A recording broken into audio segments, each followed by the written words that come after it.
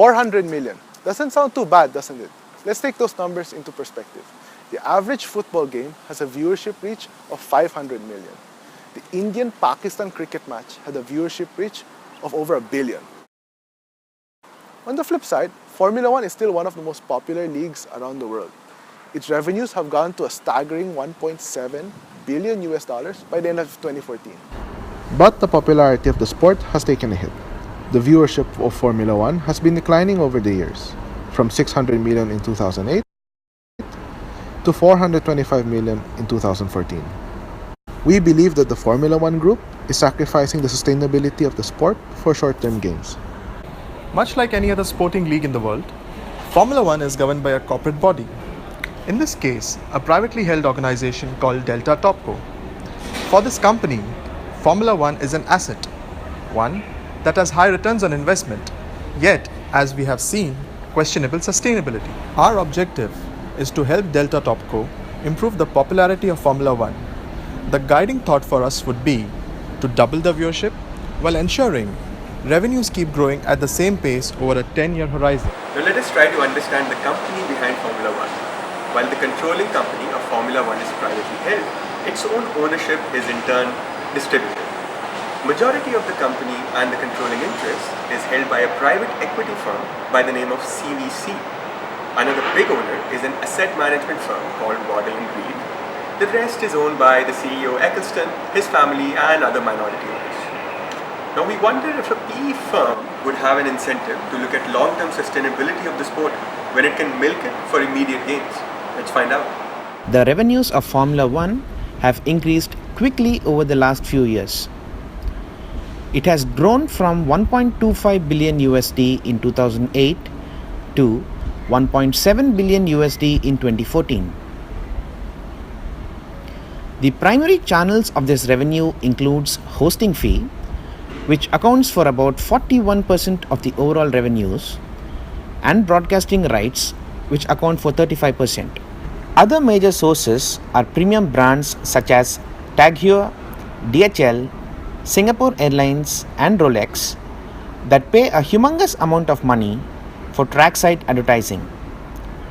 The rest of the revenue comes from paddock club membership, trackside sales, etc. So why such a disparity between F1's revenue and viewership figures? To help you explain, let's take you through a journey of Formula One's decisions over the years. In the last 8 years, several new racetracks have been added, while a few heritage racetracks have been dropped. This led to an increase in revenues, but it also had a negative impact on viewership, as fans saw their prize circuits removed from the calendar. There were also some major regulation changes, with the introduction of the Kinetic Energy Recovery System, also known as KERS, and the Drag Reduction System, also known as DRS. These were introduced with the intent of making the race more exciting, but it had the opposite impact as overtaking became more predictable. 2 years ago, the engines were downsized from V8s to hybrid V6. This was done to reduce engine costs and make the race more eco-friendly. However, it dampened the previously loud engines, another major turn-off for fans.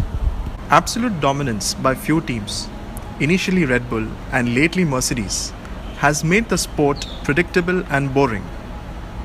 Finally, F1 switched to paid TV in 2012, making races not easily accessible to the ordinary viewer anymore. Now that we know there is an issue, let's talk to the one group that has a lot riding on it, the fans themselves. I think it's lost its competitiveness. I've been a fan for many years, but not so much recently. What's your opinion? I stopped watching it because it became monotonous and probably less competitive, or in my opinion, it became less.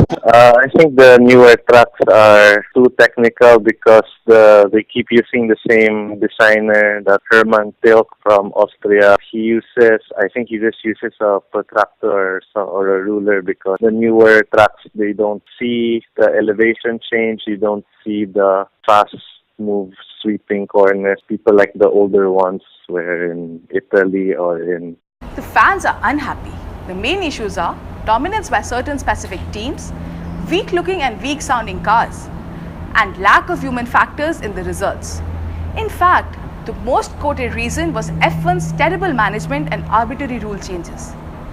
Even the drivers are unhappy with these changes.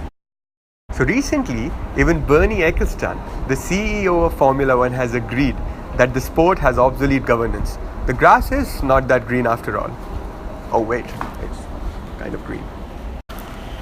Now that we have a full grasp on the problem, let's analyze the situation using the 3C framework. Number 1, competencies. F1, among a plethora of motorsports, is the oldest and the most prestigious in the world. While they attract the fastest cars, the best driving talent, and a global audience, they also end up creating entry barriers for the newcomers because of capital investments. The existing car and engine manufacturers are pulling out due to increasing costs, and the new ones don't want to enter due to high initial R&D costs. The competitors of Formula One can be categorized as other motorsports, other popular sporting leagues, and other entertainment events. Other motorsports include Formula E, MotoGP, NASCAR, and the Formula One feeder series, GP2. Other popular sporting leagues include the EPL, NFL, and NBA.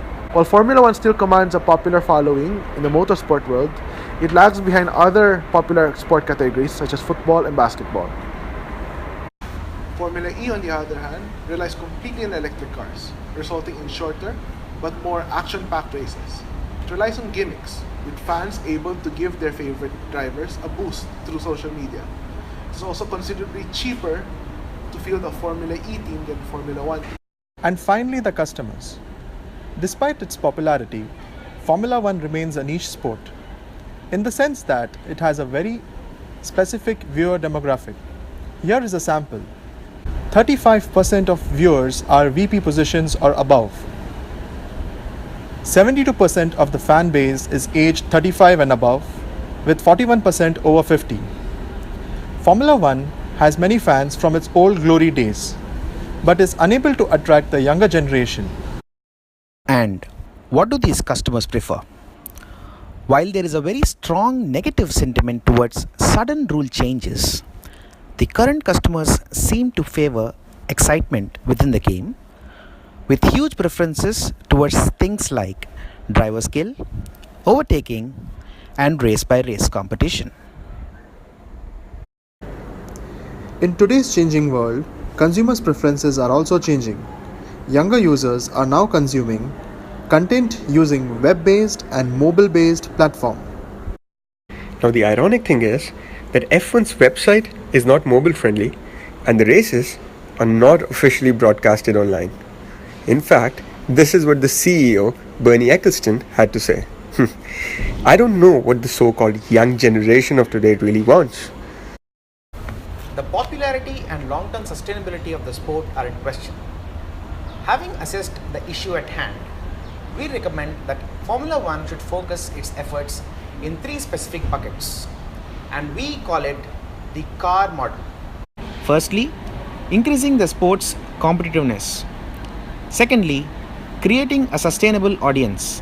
And finally, regulating the organization of races. With this, we firmly believe that we will be able to achieve 2x viewership in 10 years. Let's look at how we plan to increase competitiveness. Firstly, standardize engines and technology. This will decrease the disparity among the teams, reduce entry barriers for new teams while retaining current manufacturers. This will spice up the sport. Secondly, open technology platform between manufacturers and independent team. This will reduce the R&D costs and increase collaboration between teams, taking the sport to the next level. Next, we see how to develop a sustainable audience. First, mass marketing. Promotion of Formula One and related events through social media channels. Campaigns in public places to increase awareness. Next, online channel access. Broadcast races through official online platforms. Create easy to use and interactive mobile website and apps.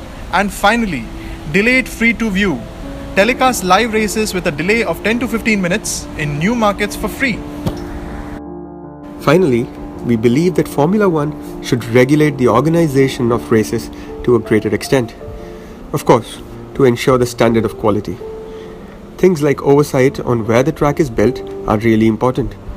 For example, the Korean track was built 150 kilometers away from the city of Seoul, and that had a huge negative impact on the race's popularity. The design of the track is also one of the primary factors for the race's popularity. Formula One should consider making the race an event more than a sport. Take, for example, the Singapore Grand Prix. It is preceded by events, concerts, and a few days of festivities and celebrations, and that works for the race's favor.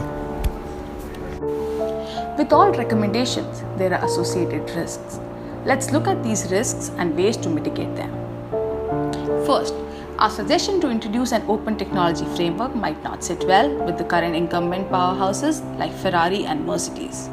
Big manufacturers should be given capital and reputational incentives to share technology. Second, Ecclestone is 85 years old. If Formula One were to lose him, there would be a vacuum of power. An openly promoted management structure should be built within Formula One to support the organization. Lastly, reaction of people to changes is often unknown. If the viewers dislike a change, it results in declining viewership. We believe that F1 should utilize dynamic viewership data, analyze the impact of its decisions through big data analytics, and devise strategies based on this analysis.